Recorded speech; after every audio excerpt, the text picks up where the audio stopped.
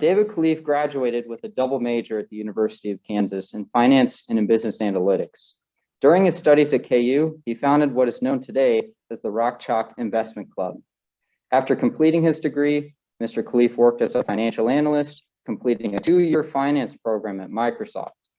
The structure of the program included working with 4 different finance teams for 6 months each. David has completed a rotation in cloud finance, investor relations, sales finance, and in Microsoft's real estate team. As a co-founder and the head of operations at Viridi Funds, David has been committed to helping launch the future of ESGs and cryptocurrency-related financial products. Tonight, we hope to have the opportunity to hear more about his current career and for current students at KU to have a glimpse of this new and emerging industry. So with that, David, welcome. Thank you, guys. Really appreciate it. So I appreciate the intro. I'll say that I was excited. I saw a YouTube video and it popped up somewhere on my Facebook that I think you guys had a late night at the Bog recently a few days ago.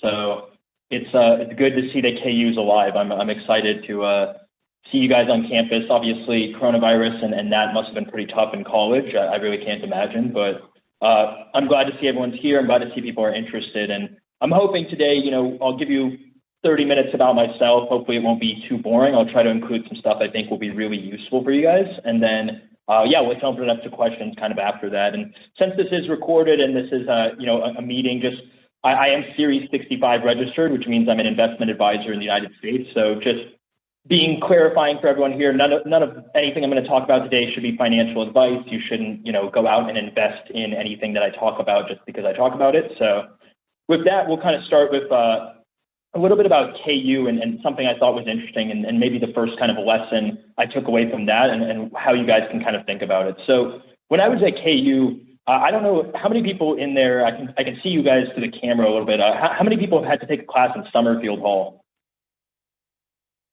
Okay, is it still as bad as it was before? Yes. Okay. So I still remember being a finance major. I declared the major and I went to the KU Business School, which at that time was Summerfield Hall. And literally my first idea was okay, why don't I join a club that's interesting to me? And so I joined the finance club. Now, I don't know if you guys still have a finance club at KU, but I can tell you back then, it was literally a terrible club. I mean, it was something where you would walk in, you didn't have a consistent schedule for the meetings. You didn't know who the speaker was until the day you showed up. And frankly, I felt like a lot of times I walked out of that club learning absolutely nothing that would be useful for my career. And so I'm kind of hoping to be different than that speaker, but also it kind of brings me to why, Rock Chalk Investment Club was founded and maybe the first kind of important lesson I can give you guys is everything is about identifying a gap in the market. I don't want to make it sound super business style, but I basically looked at the business school and was like, man, there is not a single club that reflects anything that I want to do. It doesn't reflect my investing interests, doesn't reflect anything that would be a good idea for, students to talk about what they're interested in the investment world. So I went out and kind of created it. And I think that kind of is a little bit of what you see today in the blockchain space. We'll kind of talk about specific things later on, but it's something I see all the time is there's plenty of protocols, solutions, services, companies, including my own, where we looked at the market, the landscape, and we basically said, let's try to identify something that is not currently meeting the demand, the customer demand, the investor demand, whatever it might be. And I know briefly in the introduction there, you mentioned kind of my Microsoft path, so I'll touch on that lightly. Essentially, the Microsoft path for me was pretty interesting. I knew at KU, coming from a non-target school, it kind of is hard to penetrate into what I would call maybe the super interesting career paths, right? I mean, being in a startup or being in a top tech company or going into investment banking in the finance world, it's just a really difficult path to get into from Kansas University. I can literally tell you at Microsoft, I had a conversation with someone who had done private equity and the guy was literally like, okay, where'd you go to school? And I said, KU. And he's like, okay, that's not going to help. And then I was like, well, I have, 2 years of finance experience at Microsoft. He's like, yeah, that's not going to help either. So it's very kind of rough, but, going to KU, you guys are probably going to feel this pretty often, especially as your first job out of your career, that you're going to have to really prove yourself. You're going to have to work hard to kind of get the opportunities that I think like other large schools kind of get just naturally. And so, any way that I can help you guys, please reach out, contact me. Like, I will try to get any of you into the crypto space or the blockchain space to the best of my ability. But, just because you're at KU doesn't mean you can't do it. I just want to be very clear that like the best advice I can give you is work. You're going to have to work basically double as hard, which kind of sucks to think about, but it's just a matter of like the way the world works. And so the one thing that's kind of interesting here though about that is that when I went to Microsoft, I didn't really want to stay at Microsoft. My goal when I joined that company was never to be a lifetime Microsoft person. I had two really simple goals. I wanted to be a CEO one day of a company, and I don't care if the company's 3 people or 100 people or 1,000 people. And then my second goal was to be in like the tech startup industry. And so when I went to Microsoft, that was basically my entire thought process, was to meet people and do activities and try to do the work I can to actually get that pathway opened up for me. So I met with the person who does blockchain at Microsoft. His name is York Rhodes, super intelligent guy. And I spent a lot of my time doing, investor relations and like cloud and these growing kind of businesses so that I can actually appeal to, the blockchain world. Because unfortunately, there are people, at Microsoft who are in my program that basically took like a chill route and, they maybe did like Bing finance and Xbox finance. And while it's all fun, it doesn't really help you land the path you want to get into. And so that was the whole structure of how I thought about Microsoft. I said, this is a tech company. I want to prove I can understand the technology. And then I want to take the skills and apply it into the startup space. So with that, I'll kind of dive into a little bit more of what I do at my current job and how I got into it. So, late 2019, early 2020, I started reading and really getting into crypto. I'd always been interested in investing, hence, the reason the Rock Chalk Investment Club was created. But I never really paid attention to the projects in the crypto and blockchain space.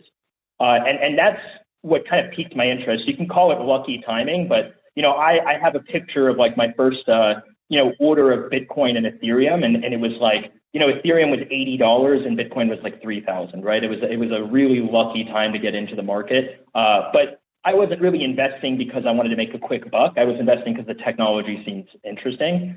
And so taking that time from, late 2019, early 2020, I just started reading as much as I can. And I don't know how the Blockchain Institute and like that club is set up, today, but I would imagine you guys are discussing like different, protocols and solutions and kind of the competitors in the space and how to think about it. So that's basically what I did as I looked at like what is going on in the market today, what is going on, that isn't necessarily meeting investor demand or solutions like that. And then how can I kind of dive in and be a part of that? And so that led me to, co-founding the current company I have, which was completely because of networking and reaching out to someone, on LinkedIn.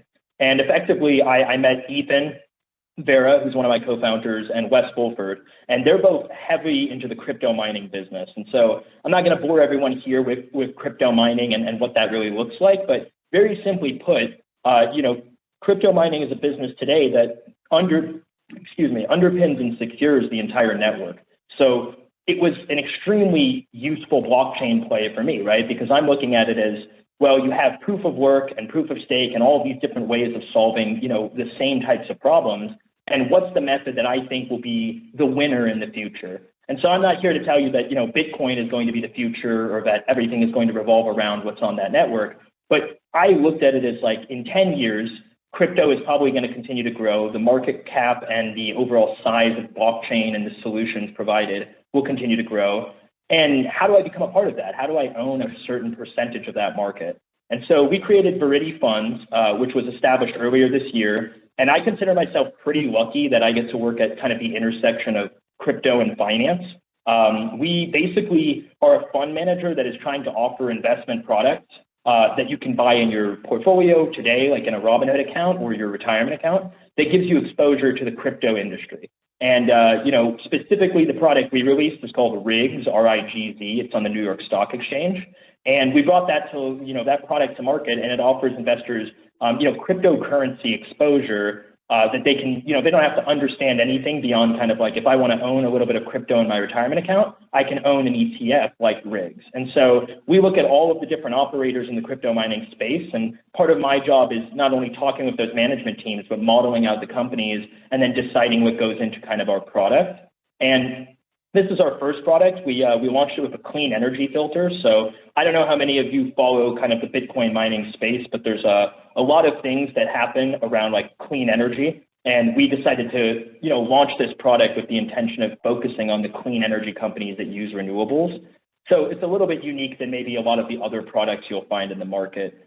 But those are kind of the main things that brought me into Viridi Funds was identifying this gap that, hey, in the future, I think there's going to be millions, if not billions of dollars in 401k and Roth IRA that are going to want to be invested in crypto. And I can tell you firsthand, having interacted with the SEC and the government for my job, that it is going to be a very long time before retirement accounts will let you own crypto in them or let you own, anything that's not a publicly listed company. And so when you have to work around that framework, it kind of changes the game. It's no longer how do we educate and get people interested in blockchain and the crypto space and then have them invest in it. Now it's like, let's just try to create a product that people can even try to invest with.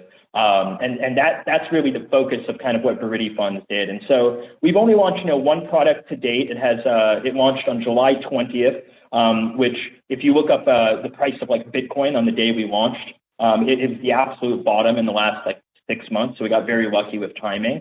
And the fund is, currently in the last 2 months, it's up 33%, I think today. And we have $10 million in assets under management. So super excited about that growth, especially as a startup. You never know how these kind of products will be received by the market.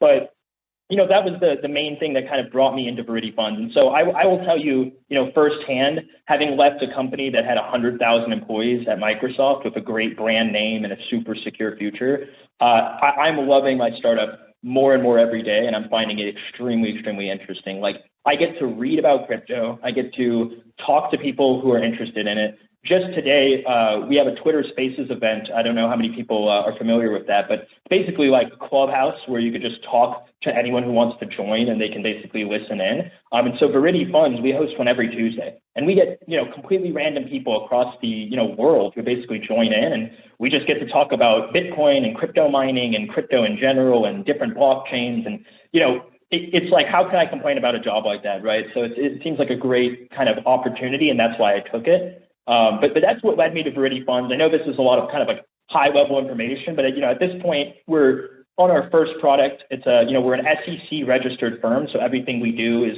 has to get cleared by the regulators, and we have to actually make sure that it goes through the right channels. But ultimately, it's been a super exciting endeavor, and I don't regret it at all. In fact, probably for this upcoming year, besides more products from Viridi's, Viridi Funds releasing something new, I'm definitely going to be looking to go to conferences and engage with as many investment advisors and just average people around the world who are willing to listen and interested in this space. And one of the questions that we were talking about even today on the Twitter Spaces chat was, what does the future look like for education of the blockchain space and education of the crypto space? Like, do we need to teach it in colleges so that people understand it there? Should it be taught, in high schools or younger? And really for the older generation, the people today who have millions and millions of dollars and are running companies and are doing things, like, how do you explain to them some technology that, may be a risk for their business or maybe something that they don't understand? And so I think it's great to see organizations like a Blockchain Institute at KU. I think, I don't know if you guys have a KU blockchain like engineering degree or major or anything that like allows you to kind of specialize in this.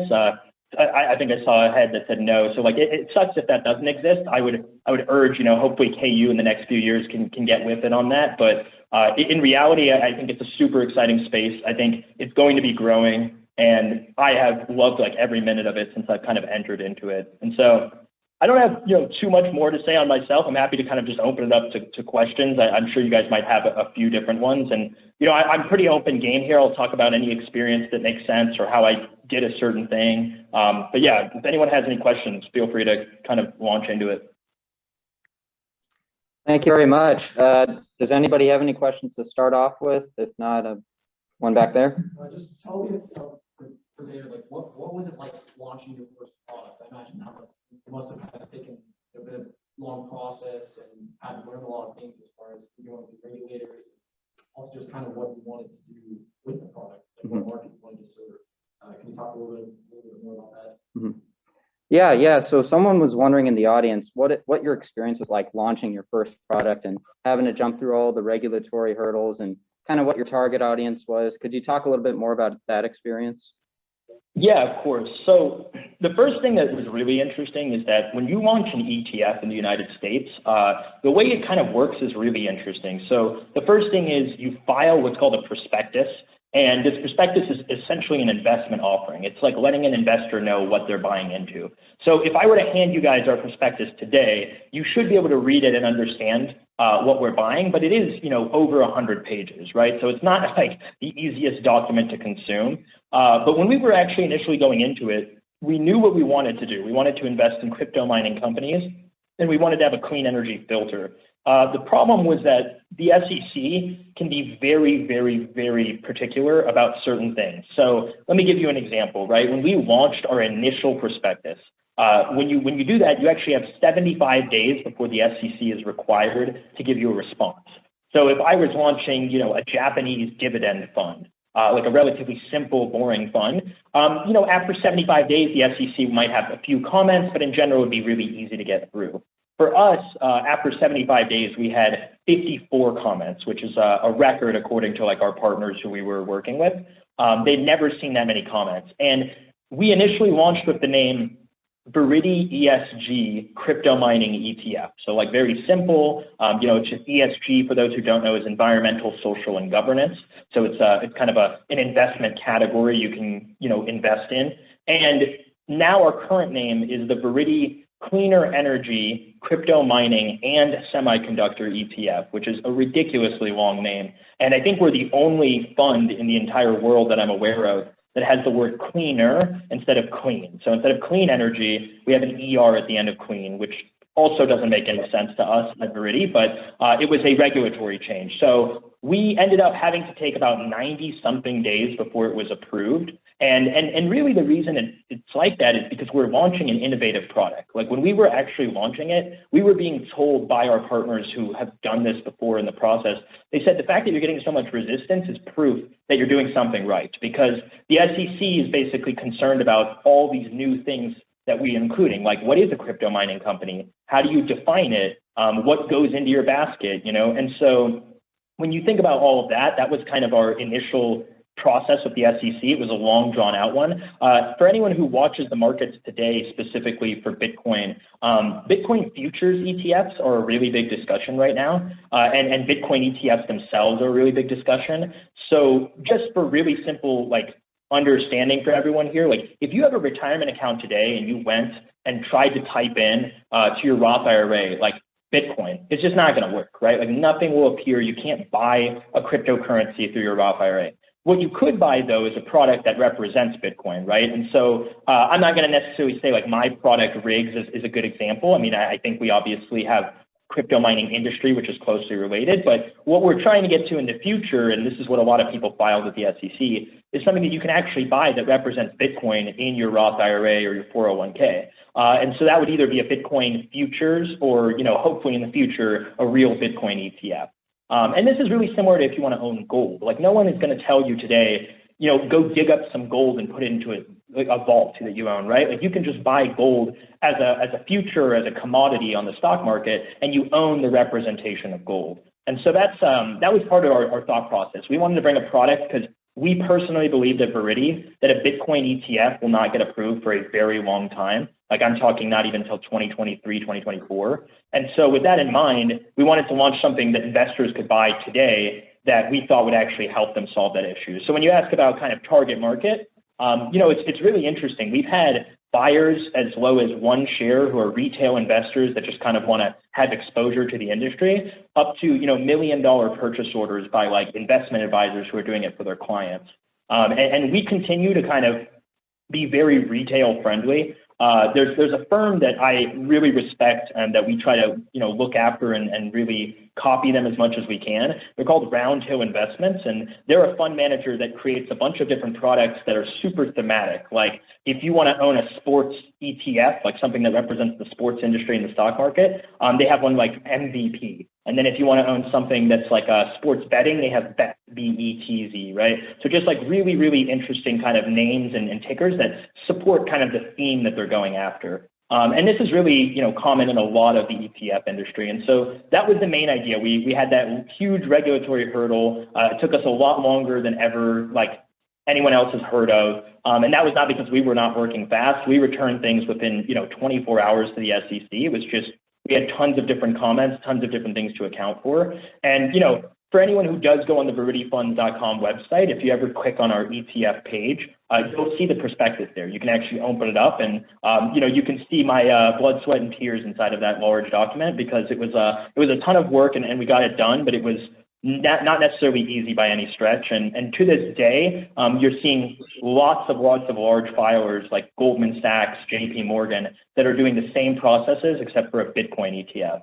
And currently none of them have been approved. So it's a bit interesting. We think we have a good gap in the market. And for the next year or two at Viridi Funds, we're going to execute as much as we can. We're going to try to, launch as much content, create blogs, create articles, videos that help people learn about the space. And, I'll be talking even tomorrow to an investment advisor who reached out to us that wants to invest in us for his clients, right? And so it's just a variety of different people that you'll take phone calls from and try to sell to. But even everyone like in this room as an example, like you have probably more average knowledge than just a random person on the street in the blockchain space or the crypto space. And the question is that really what the future will look like? And we're trying to create products that match that future demand. Great answer. Thank you so much. Does anybody else have any other questions? Maybe to follow up on that, or I had a few of my own, but anybody? So what made you want to start your company? How did you meet your co-founder? We had a question from the audience talking about, again, your primary motivations for starting the company and how exactly you got to meet some of your co-founders. Yeah.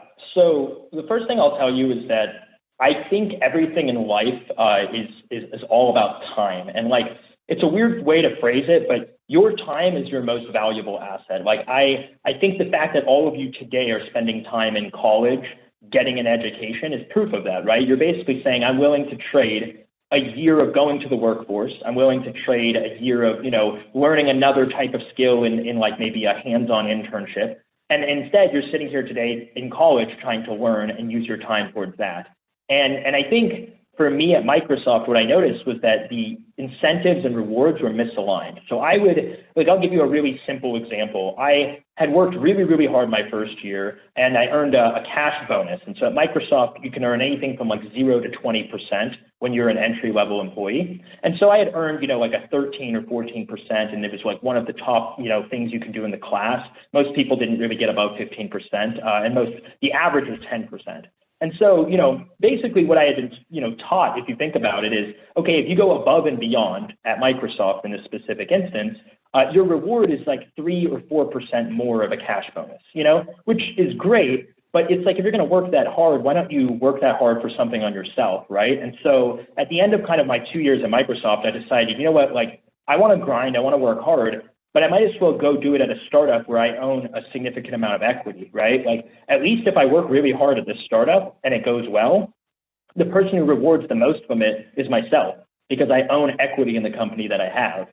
Versus, at like Microsoft or these large corporate companies, you can sometimes find it a little bit like almost beneficial to not work as hard in those instances because it's better to spend your time doing other things, right? So if you think about like some of the time at Microsoft I had when I started getting into crypto investing in like, early 2020 and late 2019, I would go home and when I'm done with work, I would close my laptop, and I think that's a very healthy thing to do in any workforce, but I would close my laptop and I'd say, I'm going to go read, for 30 minutes or an hour, the normal energy I would have put into, extra work for Microsoft. I'll read about the blockchain space. I'll go on LinkedIn and network with someone. I'll try to connect with another person.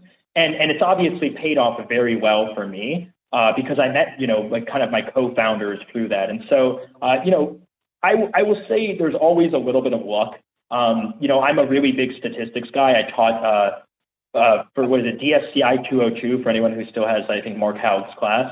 I was a TA for that. And, if you do the right things over a long period of time, you're going to get rewarded, but it doesn't hurt to get lucky, right? And so I had been talking to a few different startups in the crypto space. I actually interviewed with like Chainlink for people who are familiar with that. I interviewed with, a few other kind of smaller companies that were still seeding. And ultimately, I was like, you know what, this crypto mining ETF is the perfect intersection for me where, this company, these two partners of mine live and die in the crypto space. I mean, they specifically in the crypto mining space, my CEO, Wes Fulford, was the CEO of Bitfarms, which is a $1 billion company on NASDAQ that does crypto mining. Like, there is no one better in the industry to understand crypto mining than him because he ran an operation as a CEO. And then my other, partner, Ethan, was also very, very strong in like the crypto mining pools specifically, and he runs Luxor. And so, just two incredibly in-depth personalities in the crypto mining space. And what I had to bring to them was, a little bit of those things I was telling you guys at Microsoft, where I selected teams that were not chill. I didn't do Xbox finance. I did investor relations. And what I basically told them is like, listen, we need to sell an ETF and a product to people who are investors, and we need to raise capital, and we need to do all these things, and that I can offer assistance in those skill sets, right? And that's basically why they took a chance on me. Like, there's no doubt in my mind, I'm a relatively young co-founder in the space. And for me, it's just a production of kind of hard work, networking, and of course, a little bit of luck that the timing matched up, right? I had literally finished my second year at Microsoft in March of 2021, so only 6-7 months ago. And that just happened to coincide with when, this team was ready to raise capital and kind of hit the market with a prospectus. So very fortunate that that occurred. And I mean, to this day, I love it. I have daily syncs with my team. Unfortunately, I will say the one really kind of crappy part about moving to a startup in the remote world versus kind of when I was at Microsoft is that, my coworkers are all spread out. Both of my coworkers are actually Canadian. So one's in Toronto, and the other one usually lives in Vancouver, but he's actually down in Colombia, living there for like another month. So he, you can live remotely, you can do whatever you want. I'm down here in Dallas, Texas. But, it is weird that I can basically sit at home and, basically all my connections and work can be done virtually. So I've actually, found it a little bit different than Microsoft, where you walk down a hallway and there's literally hundreds of people that you can talk to who are at the same company as you. But I haven't really regretted it. I've been loving the space. I was able to go in July to a conference in the crypto space. And for all of you guys who are on the fence about like, not sure if you want to join the crypto space or the blockchain space, or if you think there's a lot of risk involved, I would highly encourage you to find a local or the best conference you can get to that's affordable for you, and just buy a ticket. Like, be spontaneous, buy a ticket, go to the conference, and come prepared to just talk with people there, because you're going to meet people who literally put their life into, the projects that they're on and they're working on, and they feed off of, excitement and interest from other people. Like, it's not a magical formula. You show up to a blockchain conference talking about blockchain with other people who are enjoying it, you will have a lot of opportunities and meet people who kind of open doors for you. And I think like it's just a bad idea to not utilize your time correctly. Like, today, you're at the youngest your career will ever be. You haven't even picked your first job. And, I mentioned earlier, like, you're at KU. Unfortunately, you're not like just in an Ivy League and you can walk into a room and people will just say, I want to hire you. But go to the conferences, put in the work, like join clubs like this and start really forming opinions on the space. And that's just what you have to do if you want to succeed, I think, in this industry. At least if you want to have like a startup or join a company before it becomes like very, very large and corporate. Thank you, David. Do you have any conferences you recommend in particular for us? Yeah, no, it's a great question. I might pull up a file, or I can maybe send it to you guys after. There's a file that I track, and I work at an intersection where I have traditional finance. So I'm talking to like ETF and fund managers. So we have a lot of those. But, like, I think Bitcoin 2022, which is probably in May, is going to be like an incredible conference. I think it really depends. Like, I don't know how many people in this room have strong opinions on like certain blockchain technologies versus others. I'm sure people in here like are all in on Doge as well or something. But if you find kind of the conference that you are most aligned with, like, I don't know why you would go to a Bitcoin conference if you don't believe in the project, right? Like if you don't think that block times of 10 minutes of having 1,000 transactions and having only 7 per second, like if you don't believe in that stuff, just go to a Solana blockchain conference or go to like just 2 days ago, my friend went to Ethereum Atlanta for a conference. He was, showed up there, and he now is literally talking to 2 different CEOs about jobs. Like, and it's because he showed up and he participated. I mean, it wasn't any magic formula. He didn't ask for someone's permission to go to the conference. He just bought a ticket and decided to go and networked really hard and talked to people. And now those CEOs want to hire him. It's not like he's asking them for jobs, right?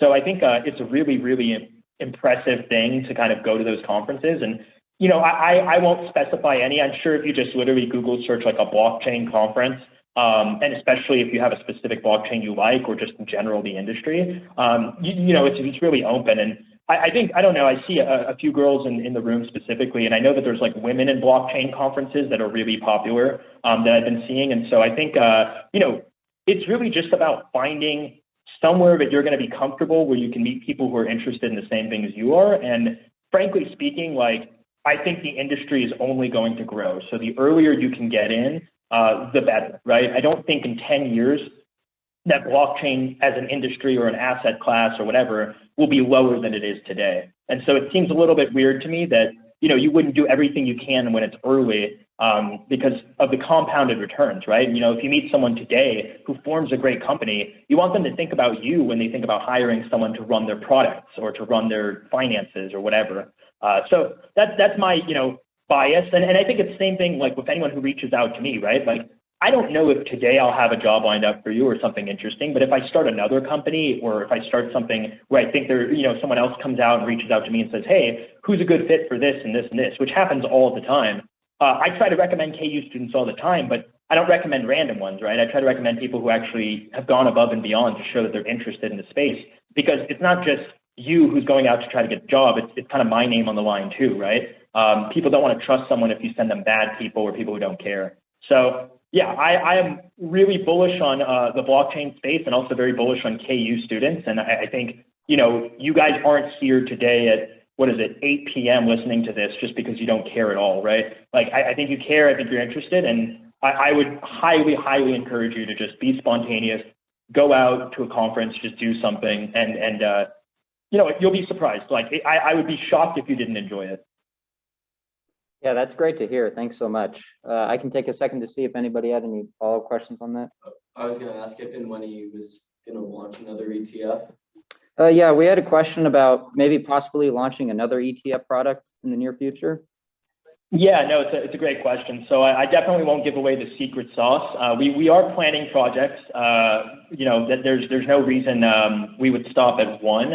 I think the main thing that's really interesting is we want to be different, and we want to be unique with our products. So if you were to think about this, like, from a fund manager perspective, like, if I were to launch a Bitcoin futures ETF today, like as a fund manager, it just kind of like doesn't make a lot of sense when Van Eck and Goldman Sachs and JP Morgan are all competing for the exact same product, right? And I think that that's like a little bit of what goes into the consideration for us, is what product meets the investor demand. Like, I could think a product's really good. Like, I actually was just thinking about this. I was talking to my girlfriend before this, because she was talking about her dog, and I was like, wow, you know what? Like, I don't even know if there is an ETF for investing in pets, right? Like, can you buy something that represents like owning pet food and pet companies and all that stuff? And like, I would assume people would be interested in buying something like that because they love dogs, they love cats, things like that. But, just because I might think it's a good idea, and hopefully none of you in here just run and go take it, but, just because I think it's a good idea doesn't necessarily mean any investor wants to put their money into it, right? And you see this all the time in the ETF space, where someone launches a product and it spends years at the $0 to $20 million range. And we're only 2 months in basically, and we're at 10 million. Like, we don't have any intention of slowing down, and we want to just like keep cranking up the assets under management. But yeah, I can tell you that if we do release another product, I would be surprised if it's not fitting within the theme of our firm, which is like being a crypto firm or being like an environmentally friendly firm. Like, we would probably stick to that brand. But we're looking for the best products that make sense. And today we're hyper focused on kind of growing out our current ETF RIGZ. And you can literally, if you Google search us or YouTube us, you'll see interviews and videos and different things that we're trying to produce that's content, because ultimately, you have to educate people and you have to do it without any kind of return. Like if I write an article that says, what is Bitcoin mining? One of you may read it. And that's good. That means you learn about the space. And if you're interested in crypto mining, you might search which stocks invest in crypto mining and what can I go out and buy that represents this. But you can't kind of create fake demand, right? Like just launching a product and hoping someone buys it doesn't really work very well. And one other small interesting ETF thing that I learned is that there was this ETF that launched called Hack, which is HACK. And I mean, when everyone thinks about the word hack in here, what's like the first thing that kind of comes to your mind? I would assume it's something to do, either hacking something like a hatchet, or more than likely it's cybersecurity, right? Like something gets hacked. And with the Facebook thing that just occurred and the Instagram and WhatsApp all going down, like it just kind of shows you, even if that wasn't a hack, that like cybersecurity and topics like that are really interesting. So these guys, created a hack ETF where they bought cybersecurity companies. And it just so happened that like a month after they launched, there was an incredible amount of hacks, like Google, Microsoft, Facebook, all these things got attacked. And this was like 2018 or something. And so a bunch of people were like, holy crap, these cybersecurity stocks are going to go up. And that ETF literally went from, I want to say like 5, 10, 15 million assets under management to over $1 billion before the end of the year. I mean, it was incredible. And like, it's just one of those things where sometimes I sit here and I'm like, wow, like, if Elon Musk tweets about our ETF one time, like we may get very lucky, right? Like, it just may be one of those scenarios, but unfortunately luck is not, what matters when you have to pay employee salaries, when you have to pay the expenses of running the businesses. So in this case, it really is a situation where we look at where's the demand, where are we thought experts, where can we help lead? And after that, let's create that product that represents that. Yeah, thank you so much. I can pause just for another second to see if anybody had something to follow up with. If not, I had a question. Sure. You talk about, educating people about, the underlying technologies of blockchain. Two things really come to mind, proof of work and proof of stake, for example. For those who don't know, Bitcoin is backed by proof of work and Ethereum is backed by proof of stake. Do you think you could maybe explain to the audience here tonight, maybe kind of the difference between the technologies? Yeah, of course. And one interesting thing is that Ethereum is moving to proof of stake. They're actually currently still on proof of work. So there's a little bit of a nuance there from what you mentioned. But yeah, I'll give you guys like the very investor and simple, friendly way to think about it. And it's truly, in my mind, a security issue, right? So proof of work is effectively an algorithm that is set up and structured to where you have to kind of, in this case, for the Bitcoin network, you have these computers racing to solve problems. And as a result of solving the problem correctly, you're validating and securing the whole network. And there's a lot of restrictions around this. So for example, it takes 10 minutes for a transaction to get confirmed by the block. So if you were going to go and buy a coffee from Starbucks on the Bitcoin network, you would go up, you would literally enter in or whatever, scan the address for the person you're trying to buy from at Starbucks. And then you would sit and wait for 10 minutes before that block would be confirmed. And there's a very good chance that your transaction will not be in that block. It may be in the block after. So obviously very, very inefficient for business. Like you can't walk up and buy a coffee and wait 20 or 30 minutes for the process to, for the transaction to occur. So my understanding of a lot of the proof of stake protocols is that they resolve this by saying, okay, well, instead of having such a complex algorithm that secures the network where you need crypto miners and block times that are slower and the data and number of transactions is lower, we're going to kind of flip it to where, we're going to trade off arguably on the security side, become a little bit more centralized and have like kind of nodes that essentially validate it through how much they own, which is why it's called proof of stake. And as a result, we have faster block times. So on the Ethereum network, which is one of the most popular ones, it's the second largest market cap in crypto. If you were to try to buy a cup of coffee, you're actually going to end up like being able to do that within 13 seconds, assuming your transaction gets picked up. So large difference in time and all that. However, there have been instances where Ethereum's blockchain had transactions that were rolled back. And so, without getting too detailed here, imagine that you had a transaction that processed and then some entity somewhere in the world basically said, nah, we're going to reverse it.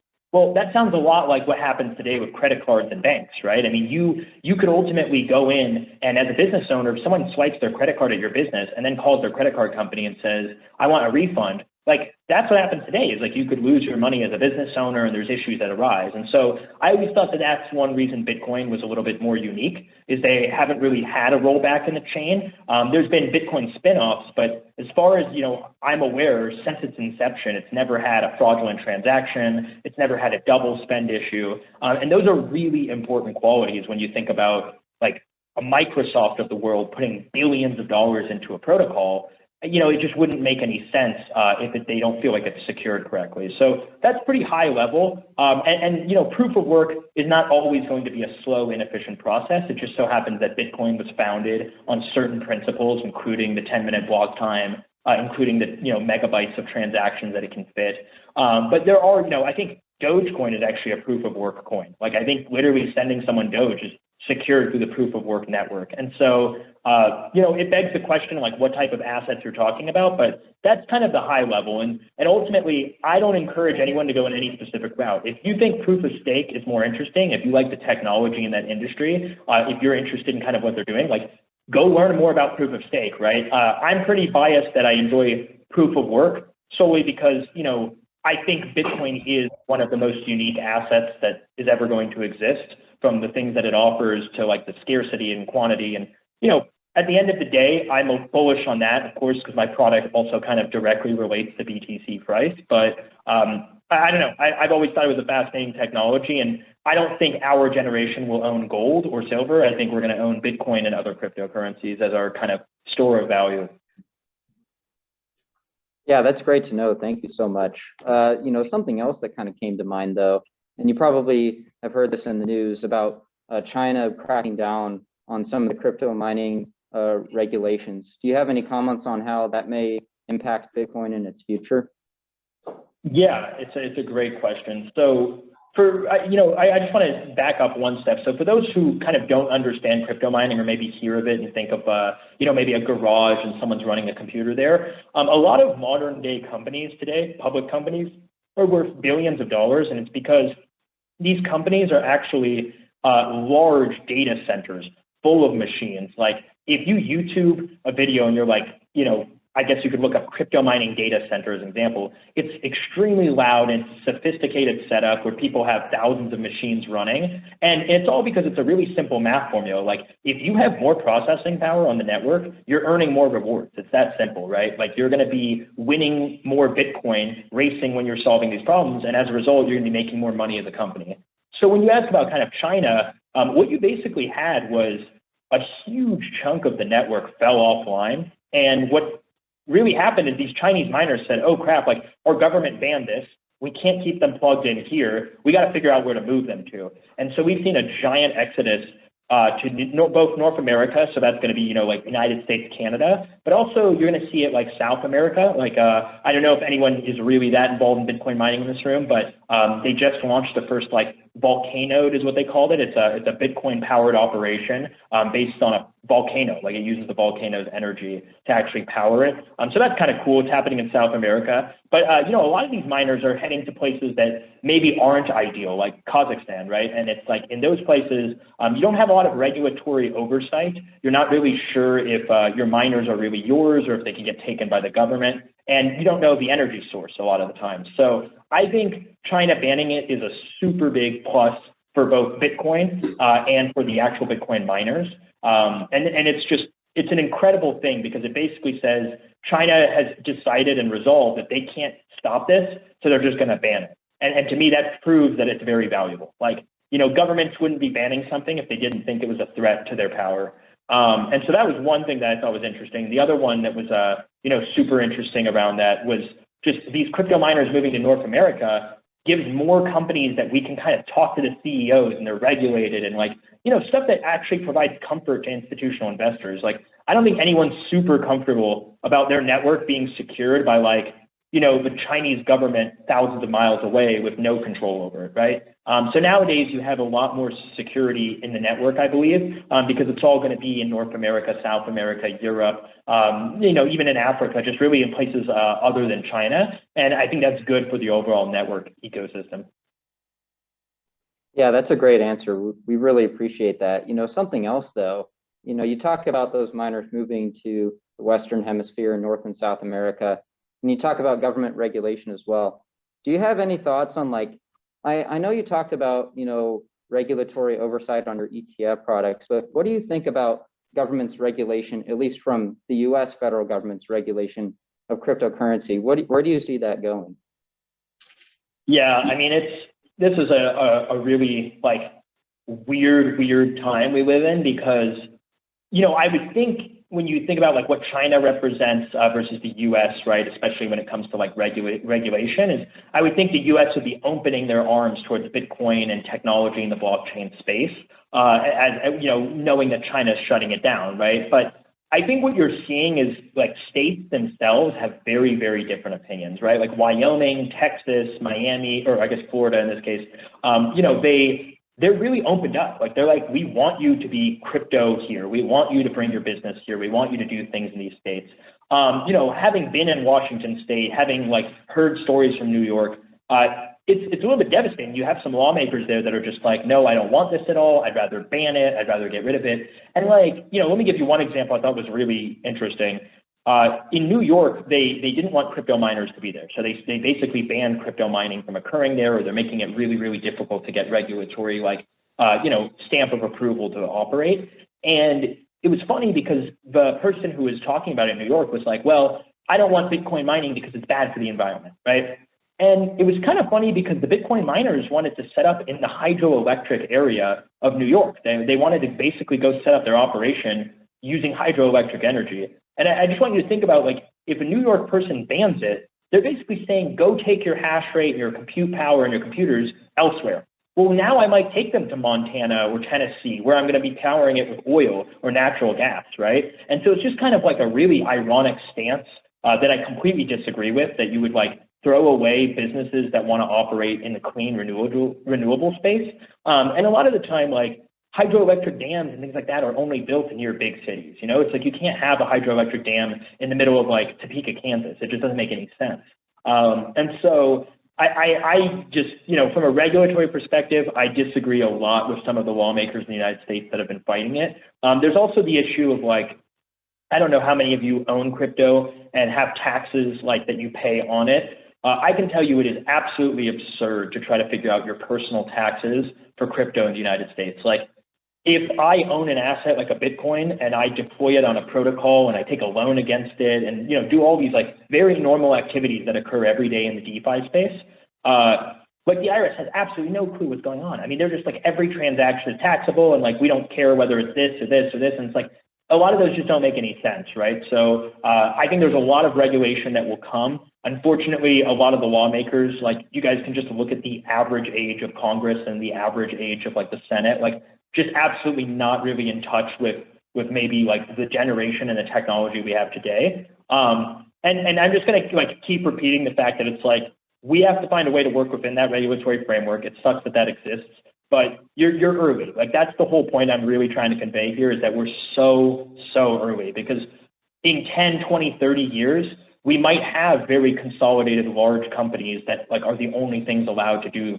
like Coinbase today, right? Like how many really other exchanges are average people talking about? Like if you're not buying crypto on Robinhood or Coinbase, like I'd be genuinely surprised, because most people are those the only things that they've heard of, right? And we're already finding with Coinbase, it's like if tomorrow Coinbase were to double their transaction fees, like what can you do like as a user, right? I mean, what are you going to do? Go buy somewhere else? Like the United States doesn't let you buy off of certain exchanges, and you might have to use a VPN. And so it's a huge issue for both the individuals. But, from a regulatory perspective, I can basically just hope that by educating and getting more and more people interested, they'll be electing and writing to their Congress people and just in general kind of engaging with them.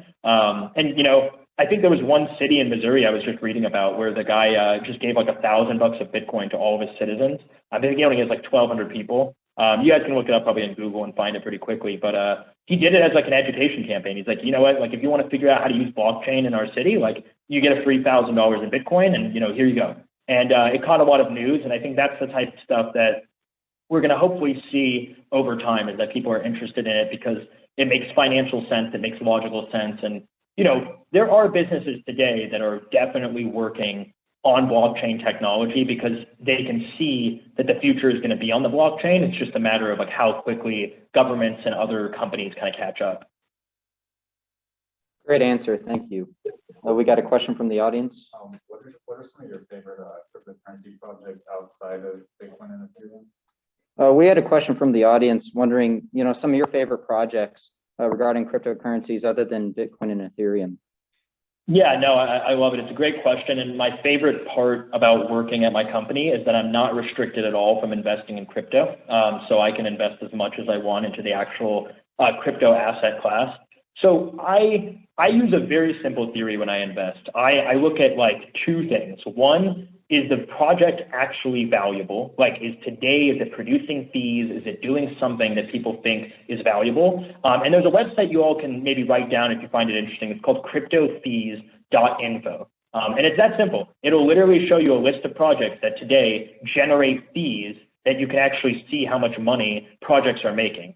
And that was my starting point. I would always look at that and I'd say, wow, if we're in 2021 or back when I was researching 2020 and companies and people are spending money to use this service, I want to figure out why, right? So I started there and I own some Uniswap, I own some Ren, and I'll maybe do a little bit of a deep dive into Ren here in a second, but like, a variety of kind of projects that produce fees. And then the second one, and maybe the more important investment philosophy is, for me, I look at things that are infrastructure plays. And so when I say that, I literally mean like in 10 years, if crypto is going to be a $10 trillion asset class, let's just say that's the assumption I'm making. What percentage of the pie will be given to each project, right? So will there be a Dogecoin in 10 years? Probably. Will it be a bigger share of the pie than it is today? I don't think so, right? Like, I don't think it does have a good path to a future, but that's just my thought process in it, right? So what I did is like I invest sometimes in projects that are a little bit more speculative. Like one is called Quaros, right? And so Quaros is just a simplified, like it's a decentralized court system. It basically allows you to say, hey, I purchased a website. The website developer lives in another country. Let's just say they live in like Belgium. And I thought that when he delivered the website, it was not good. And today, like I want my money back. Well, today you may be able to like get your money back if you complain to the credit card company, but maybe you won't, right? And you may get your money back if you complain to like Fiverr, Upwork, or wherever you hire them. But what if you just found them through like Facebook or whatever, a Google ad or something like that? So what Quaros aims to do is basically like, okay, here's a court system we can create made up of completely anonymous jurors across the world, and you guys each get to present your case. And the winner basically resolved the case. So if I prove that the website was not done correctly, then the money is basically returned to me, and you put it into Quaros court as kind of an escrow service. So, the true question here is like, in 10 years, are any of you guys really going to be comfortable going to an anonymous, decentralized court system, and especially if it deals with thousands of dollars? Maybe not. Like maybe none of you would be interested in that. But if there is an interest, and if that's a play that like I think would be useful for corporations or companies or whatever, then that's kind of why I invested in it, right? So I invest in some of these like longer term, like in the future, this may be something that's necessary for the ecosystem. And I'm happy to talk all day about like, I think I have like 10 or 15 different coins I actively invest in. But it's all based on the same theory. What fees are they producing today? Are they valuable today? Do they do something useful? And if they don't, are they an infrastructure play for the future? Are they something that I can bet on? Because unfortunately, I just can't predict the future. So I did not know Solana blockchain was going to be as popular and as good as it is. And now it grew a lot this year, right? But I don't invest about, random projects hoping they make 100x. That's just not the way I think about the space, right? If I did, then I probably would have been the best investor ever because I would have bought a ton of Doge, right? So I unfortunately don't do that. But that's something I'm happy to talk to like individually if people want to like run through projects or talk about it. But if you're new to kind of researching and learning about projects, the one thing I will tell you is always search two things about a project. One is look up their white paper, which is literally just the actual developers that created the project wrote out the entire idea behind the project. Just read it, read it one time. If you have no clue what they're talking about, scrap it. They're like, this makes no sense to me. I don't know why people would buy this because it doesn't make any sense to me. So how would it make sense to them? And the second and maybe even more important thing, check the LinkedIn. I have used this trick so many times. Go to LinkedIn, search the company name, click on the people who work at that company, and look at what their track record is. would you really trust, like if you had $1 million handed to you, would you trust $300, $400, $500,000 in a project where when you click people on LinkedIn, it's like 2 anonymous accounts that you've never seen before, and like another person that like, you know, just has no experience in the space, right? I mean, it would just be really weird, right? Like maybe you believe in the idea, but this might not be the right team to execute it, right? And I think that was a huge consideration for my startup, was like, am I on the same team as people who would be trustworthy and good and knowledgeable? If anything, like I think my team took a risk with me, right? Because my background was just Microsoft for 2 years, while both of my co-founders had many years of investment experience, many years of like kind of running companies in the crypto space, in the crypto mining space.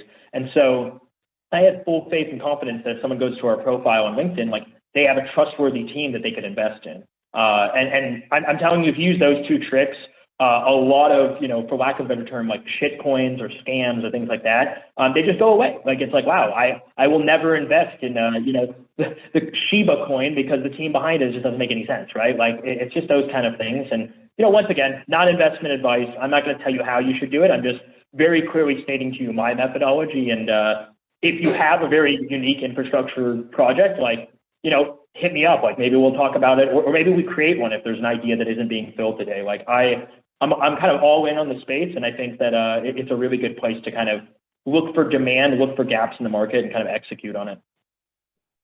Yeah, thank you so much for that advice. I know we're approaching the end of our time here. Anybody got some closing thoughts in the back? Question, how does he market his ETF to investors?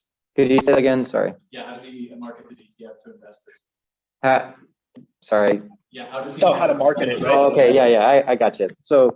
So we have somebody from the audience wondering, you know, how you actually market your ETF to investors. Yeah, no, this is it's a good question to end on because it's a fun question. So first of all, what I'll tell you is that the SEC treats the average retail investor like they know absolutely nothing. And I mean this like in a nice way, but they literally make it to where I cannot say or produce certain content without certain disclosures or approval or things of that nature. And so I think that's one thing that you have to kind of think about. So like, let's just say I went to Twitter today and I went to our fund account, which is our Viridi Funds Twitter account, and I made a tweet that said, the ETF RIGZ is up 2% today, right? That is illegal. Like, I just can't do that. I would actually get charged by the SEC because apparently that is encouraging investors to go buy it because it would be an unsafe investment, right? And so the idea is you have to get some content approved, which is why anytime you mention the fund or the fund ticker in writing form versus like right now, which is a public event and speaking, you actually have to get like approval for it. So that's one thing to consider. But marketing in the ETF, like, we try to do everything we can to get around that. And these are completely legal to do. So for example, we're allowed to talk about the crypto mining industry. So if I host an event where I say, hey, come learn about crypto mining, then once you join the Twitter Spaces event or join me, you know, like at a public speaking event or whatever, you're actually allowed to then be pitched on the ETF. So that is one huge marketing thing that we do, is we actually kind of host these events where we say, come join us and talk about crypto. Come join us and talk about crypto mining. And we weave our ETF into those discussions. The second thing is, you know, when you say investors, I think there's a variety of investors to think about here. There's people like you today who are sitting in a chair, can go to Robinhood, go to Charles Schwab, go to Vanguard, and they can actually buy a share themselves. So for the sake of this conversation, we call you retail investors, and that's what you guys are. You're retail heavy. And I think, like, if we think about what retail investing looks like, it's engaging people where they want to be engaged. Social media, Twitter, like I'm sure some of you have heard of Reddit and Wall Street Bets. Like, I mean, it's just, that's where people get their purchase ideas. They're like, hey, you know, did you hear about this thing that I saw on Twitter or whatever? So that's the retail investor. But the more sophisticated investors, the institutions, the investment advisors that manage money for their clients, it's a completely different ballgame. Like, we're allowed to have more candid discussions with them. A lot of the times for them, they want to understand, well, why would I want to own any Bitcoin in my portfolio at all? Why would I want to own your ETF? And so it's a growing, you know, challenge. Like, I'm not going to pretend it's easy. We only have $10 million in our fund, which sounds like a lot, but for us to, you know, hit critical mass, or for us to really be like a success, in my opinion, like, I think at the end of a year of performance, which would be July of next year, I would want to have, 75 to 100 million in assets under management. And then after 2 years, I'd want to be 2 to 300 million. And then those are my goals. And I don't know if we're going to hit them. I don't know if they're ambitious, but to get there, we're going to need everything. We're going to need to sell to retail. We're going to need to sell to educated investors. We need to sell to high net worth clients. And more importantly, we're going to need to sell to investment advisors who manage money for their clients. Because it really only takes one investment advisor managing clients for 100 people under them. If they really like our ETF, they can buy it for all 100 portfolios, right? So that's a huge sale as compared to you guys potentially buying 1 or 2 shares or something for your account. And that's basically it. It's a lot of marketing. We do everything we can, and I'll plug it here since we're at the end of this. If you go to viridifunds.com, you can sign up for our newsletter. I'm the one who writes them, and you can get some interesting content on the crypto and blockchain space. If you don't have a Twitter account, I would highly encourage you make one, even if it's an anonymous one with a picture of a cat. Just do whatever you want, but there is so much information that goes on Twitter in the crypto space. It's kind of incredible.